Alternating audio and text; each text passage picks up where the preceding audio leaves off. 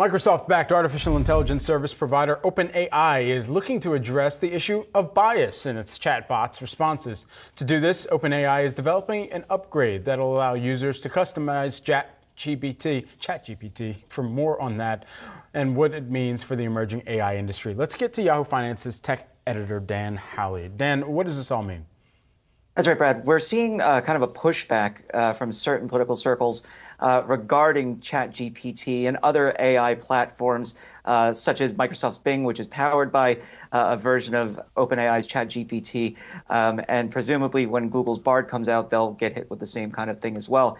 And essentially, there's some on the conservative side saying that the AI is woke and biased against those political points of view. And so now ChatGPT is responding and allowing users to customize their own bot, basically. You'll be able to allow certain content to go through or have access to certain content that even ChatGPT developers or OpenAI employees would otherwise not approve of on their own. And so this is kind of a new pushback that we're seeing against this. We're already starting to see some with regards to the different types of jobs that this could endanger. That's been an issue with AI for some time, but we're also seeing, how the AI gathers information. There's it's scraping the web. There's news organizations like CNN have come forward and said, we recognize that our articles are being used to help inform the AI. We don't want that. We don't, want our property to be used for this purpose, and we didn't sign off on that. And so we're seeing this broader pushback, I think, in AI. And as it becomes more mainstream, at least generative AI, I think we'll continue to see that. And, just as a broader statement, AI has been around us for decades now. So it's not as though conversations around AI are new. It's because this is a hot idea, generative AI. And so people are now kind of jumping on it as a new kind of bandwagon to either approve of or disapprove of. Yeah, definitely. The hot new topic. Indeed, we've been talking nonstop about it.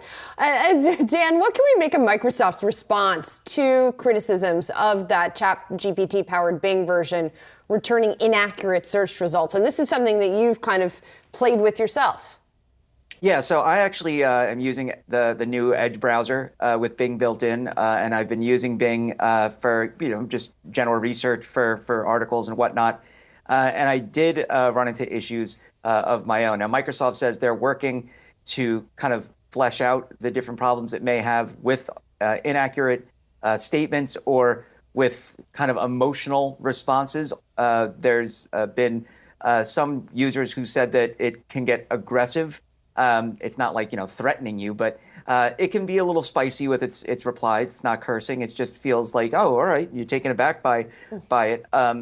But, in my particular instance, I did something. I was asking for Apple's latest quarterly statement. It provided that data, and then it followed up by giving me what it said was the statement prior to its Q1 report. Turns out that was the Q4 report from 2022 or 2021. I asked it for the 2022 report.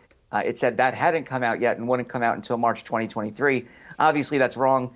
And so, I said that was wrong. It said that no, it's just not coming out until March. So human, you're the one who's incorrect, not wrong. the computer. Yeah, it's gaslighting me basically there. And that's something that other people who have been using it have seen. So Microsoft says this is obviously still in preview. This isn't available for the general public, and that, when you're looking at these answers, you can't expect them to be definitive every single time.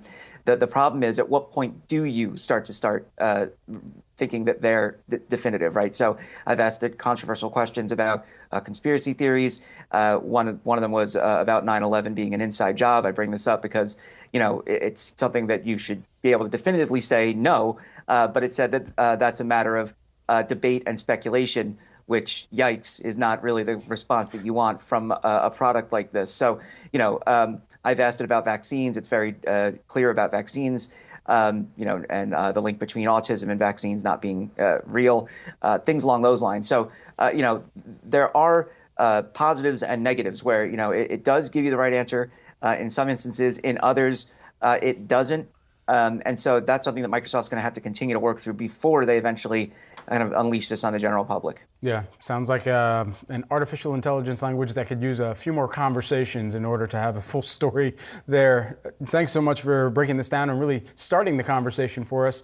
Our own Yahoo Finance's own Dan Howley.